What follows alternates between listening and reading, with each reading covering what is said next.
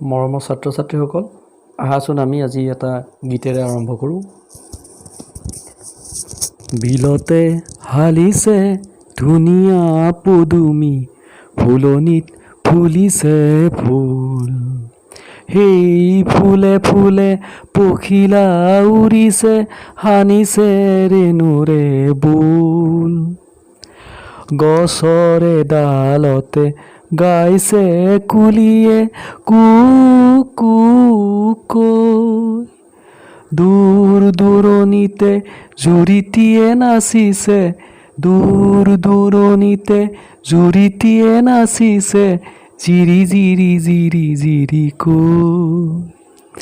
নিজান বননিতে কেতেকী চৰায়ে, নিজান বননিতে কেতেকী চৰায়ে সুৰি মাৰিছে ৰৈ।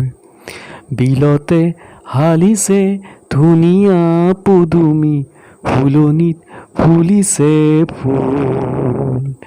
বিলতে হালিছে ধুনীয়া পদুমি, ফুলনিত ফুলিছে ফুল। মৰমৰ ছাত্ৰ ছাত্ৰীসকল, আজি পুনৰ তোমালোকলৈ চতুৰ্থ শ্ৰেণীৰ পাঠ নম্বৰ 3 লৈ আহিছোঁ। আজিৰ পাঠটোৰ নাম হৈছে কলাগুৰু বিষ্ণুপ্ৰসাদ ৰাভা। কলাগুৰু বিষ্ণুপ্ৰসাদ ৰাভা। ইতিমধ্যে তোমালোকে এই গীতটো শুনিলা, বিলতে হালিছে ধুনীয়া পদুমি গীতটো। এই গীতটো তোমালোকে সকলোৱে জানা।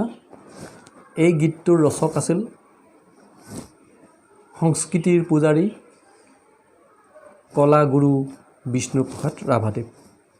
তেখেতৰ বিষয়ে আজি আমি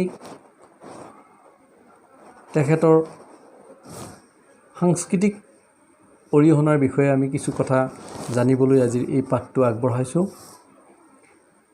তেখেতনো কোন আছিল, তেখেতৰ সাংস্কৃতিক জীৱনলৈনো কি কি অৱদান আছিল, সেই সম্পৰ্কে আমি কিছু থুলমূল আলোচনা কৰিম। সেয়ে মৰমৰ ছাত্ৰ ছাত্ৰীসকল, তোমালোকে মন দি শুনিবা আৰু এই পাঠটিৰ মূল কথাখিনি শেষ হোৱাৰ পিছতেই আমি পাঠটিৰ প্ৰশ্ন উত্তৰ শিতানটোলৈ আগবাঢ়িম। গতিকে তোমালোকে এই মূল ভাৱটো, এই পাঠটোৰ মূল ভাৱটো কেনেকুৱা ধৰণৰ সেই কথাখিনি অকণমান জানি লোৱা। বিষ্ণুপ্ৰসাদ ৰাভা আছিল একেধাৰে এজন সুনিপুণ নৃত্যশিল্পী, বাদ্যশিল্পী, নাট্যকাৰ, সুদক্ষ অভিনেতা, গল্পকাৰ, খেলুৱৈ, নিবন্ধকাৰ, সুগায়ক, গীতিকাৰ আৰু সুকুমাৰ শিল্পী। তেখেতৰ সাংস্কৃতিক জীৱনলৈ যি অৰিহণা আছিল, সেই অৰিহণাৰ বিষয়ে আমি কৈ শেষ কৰিব নোৱাৰোঁ। আজিৰ আমাৰ এই পাঠটোত আমি তেখেতৰ কেৱল থুলমূল এটা ধাৰণা দিবলৈহে যত্ন কৰা হৈছে। বিষ্ণুপ্ৰসাদ ৰাভাই স্কুলীয়া শিক্ষাৰ লগে লগে তেখেতৰ সংগীতৰ শিক্ষাও আৰম্ভ কৰিছিল। সেই সময়ৰ বংগৰ বিখ্যাত সংগীতজ্ঞ উস্তাদ মতি মিয়াৰ পৰা তেওঁ সংগীত শিকিছিল, কালাচাঁদৰ পৰা বাদ্য শিকিছিল আৰু গহৰজান বিবিৰ পৰা নৃত্য শিকিছিল।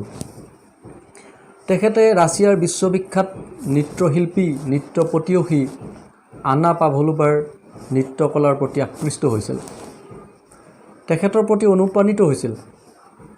বিষ্ণুপ্ৰসাদ ৰাভা এজন নিখুঁত চিত্ৰকৰো আছিল। তেখেতে বিৰাট ধুনীয়া ধুনীয়া ছবি আঁকিছিল। তাৰ ভিতৰত আমি নাম ল'ব পাৰোঁ মহাপুৰুষ শ্ৰী শ্ৰীমন্ত শংকৰদেৱৰ চিত্ৰ আৰু বাঁহী আলোচনীৰ বেটুপাতৰ বাবে অঁকা তেওঁৰ 7 খলপীয়া সিংহাসনৰ ছবি। এই দুটাই উল্লেখযোগ্য ছবি তেখেতৰ। এতিয়া আহোঁ 1940 চনৰ কথালৈ। তেতিয়া কাশী হিন্দু বিশ্ববিদ্যালয়ৰ উপাচাৰ্য আছিল পণ্ডিত প্ৰবৰ দাৰ্শনিক সৰ্বপল্লী ৰাধাকৃষ্ণণ ডাঙৰীয়া। এবাৰ সেই কাশী হিন্দু বিশ্ববিদ্যালয়ত এক সাংস্কৃতিক অনুষ্ঠানৰ আয়োজন কৰা হৈছিল আৰু তেখেতক সেই অনুষ্ঠানলৈ নিমন্ত্ৰণ জনোৱা হৈছিল। তেখেতে সেই অনুষ্ঠানলৈ গৈছিল আৰু তাতে তেওঁ শিৱৰ তাণ্ডৱ নৃত্য, ওজাপালি নৃত্য আৰু কালিয়া দমন নৃত্য, এই তিনিটা নৃত্য পৰিৱেশন কৰিছিল। তেখেতৰ সেই নৃত্য চাই তেখেতৰ সেই নৃত্য দেখি পণ্ডিত প্ৰবৰ উপাচাৰ্য সৰ্বপল্লী ৰাধাকৃষ্ণন অতিকে বিমুগ্ধ হৈ পৰিছিল। সেই সাংস্কৃতিক অনুষ্ঠানৰ সংগঠক প্ৰেমচান্দেও তেওঁৰ নৃত্যৰ ভূয়সী প্ৰশংসা কৰিছিল। বিষ্ণুপ্ৰসাদ ৰাভাৰ সাংস্কৃতিক জীৱনৰ মূল কেন্দ্ৰস্থল আছিল তেজপুৰৰ বাণ থিয়েটাৰ। তাতেই তেখেতে বিভিন্ন ধৰণৰ গীত গোৱাৰ উপৰিও নাটকত অভিনয় কৰিছিল। তেখেত আছিল কেইবাটাও ভাষাত পাৰদৰ্শী ব্যক্তি। তেওঁ কেইবাটাও ভাষাত কথা পাতিব পাৰিছিল। তেখেতে জানিছিল অসমীয়া, বাংলা, হিন্দী, ইংৰাজী ভাষা। তাৰোপৰিও তেওঁ ৰাভা আৰু বড়ো ভাষাও বৰ সলসলীয়াকৈ ক'ব পাৰিছিল। বিষ্ণুপ্ৰসাদ ৰাভাদেৱ আছিল এজন বাদ্যশিল্পীও। তেখেতে বিভিন্ন প্ৰকাৰৰ বাদ্য নিজে বজাব জানিছিল। অসমৰ থলুৱা বিভিন্ন বাদ্যযন্ত্ৰ যেনে ঢোল, খোল, তাল, পেঁপা, টকা, কালি, টোকাৰি আদিৰ বিষয়ে তেওঁ বিজ্ঞানসন্মতভাৱে অধ্যয়ন কৰিছিল। তেওঁ কেৱল বাদ্যযন্ত্ৰখিনি বজাব জনাই নাছিল, তেখেতে এই বাদ্যযন্ত্ৰখিনিৰ ওপৰত বিজ্ঞানসন্মত অধ্যয়নো চলাইছিল। অসমৰ সুসন্তান এই শিল্পীগৰাকী কিন্তু 1969 চনৰ 20 জুন তাৰিখে আমাক সকলোকে কন্দুৱাই ইহ সংসাৰৰ পৰা বিদায় ল'লে। তেখেতৰ পৰলোক গমন হ'ল। অসমবাসীয়ে তেখেতৰ সেই মৃত্যুদিনটোক আজি কোপতি বিষ্ণু ৰাভা দিৱস হিচাপে বা চমুকৈ ৰাভা দিৱস হিচাপে পালন কৰি আহিছে। মৰমৰ ছাত্ৰ ছাত্ৰীসকল, এই পাঠটিত আমি কেৱল চমুকৈহে তেখেতৰ জীৱন বৃত্তান্তৰ কিছু কথা আলোচনা কৰা হৈছে। ডাঙৰ হ'লে তোমালোকে বিস্তৃতভাৱে তেখেতৰ বিষয়ে জানিব পাৰিবা। আজিৰ পাঠটোৰ মূল কথাখিনি হ'ল এইখিনিয়ে। এতিয়া আমি প্ৰশ্নোত্তৰ শিতানটোলৈ আগবাঢ়োঁ। প্ৰশ্নোত্তৰখিনি তোমালোকৰ উত্তৰ বহীত ধুনীয়াকৈ কৰিবা। আমি যেতিয়া বিদ্যালয়সমূহ পুনৰ খুলিব তেতিয়া এই প্ৰশ্ন উত্তৰসমূহ নিৰীক্ষণ কৰিম। প্ৰশ্ন এ, বিলতে হালিছে ধুনীয়া পদুমী গীতটো কোনে ৰচনা কৰিছিল? উত্তৰ, কলাগুৰু বিষ্ণুপ্ৰসাদ ৰাভাদেৱে। প্ৰশ্ন নম্বৰ 2, বিষ্ণুপ্ৰসাদ ৰাভাই স্কুলীয়া শিক্ষাৰ লগে লগে আৰু কি কি শিক্ষা লৈছিল? উত্তৰ, গীত, নৃত্য আৰু বাদ্যৰ শিক্ষা লৈছিল। প্ৰশ্ন নম্বৰ 3, কোন বিদেশীনীৰ নৃত্য দেখি বিষ্ণুপ্ৰসাদ ৰাভা অনুপ্ৰাণিত হৈছিল? উত্তৰ, ৰাছিয়াৰ বিশ্ববিখ্যাত নৃত্য পটীয়সী আন্না পাভলোভা। প্ৰশ্ন 4, কি কি বাদ্যযন্ত্ৰৰ বিষয়ে বিষ্ণু ৰাভাই বিজ্ঞানসন্মত চৰ্চা কৰিছিল?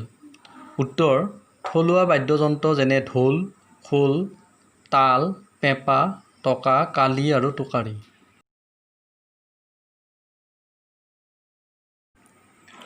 প্ৰশ্ন 5, বিষ্ণুপ্ৰসাদ ৰাভাই অঁকা উল্লেখযোগ্য ছবিকেইখন কি কি?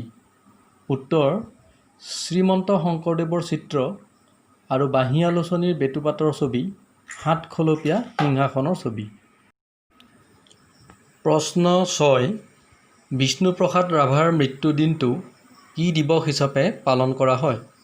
উত্তৰ, বিষ্ণু ৰাভা দিৱস বা আমি চমুকৈ ৰাভা দিৱস বুলিও কওঁ।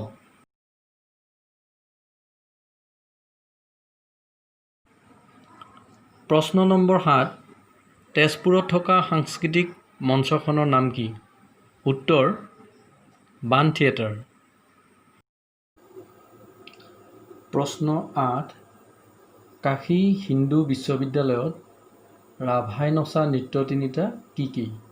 উত্তৰ, শিৱৰ তাণ্ডৱ নৃত্য, ওজাপালি নৃত্য আৰু কালীয় দমন নৃত্য। প্ৰশ্ন 9, ৰাভাৰ নৃত্য দেখি মুগ্ধ হোৱা কাশী হিন্দু বিশ্ববিদ্যালয়ৰ উপাচাৰ্যজন কোন আছিল? উত্তৰ, পণ্ডিত প্ৰবৰ সৰ্বপল্লী ৰাধাকৃষ্ণন।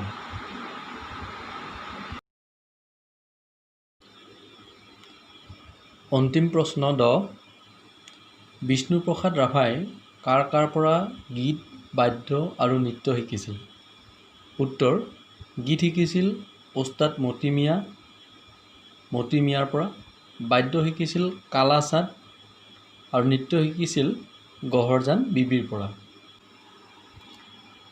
মৰমৰ ছাত্ৰ ছাত্ৰীসকল, আজি আমি ইমানতেই আমাৰ পাঠটোৰ সামৰণি মাৰিবলৈ ওলাইছোঁ। পুনৰ তোমালোকলৈ প্ৰীতি আৰু শুভেচ্ছা যাচিলোঁ। নমস্কাৰ।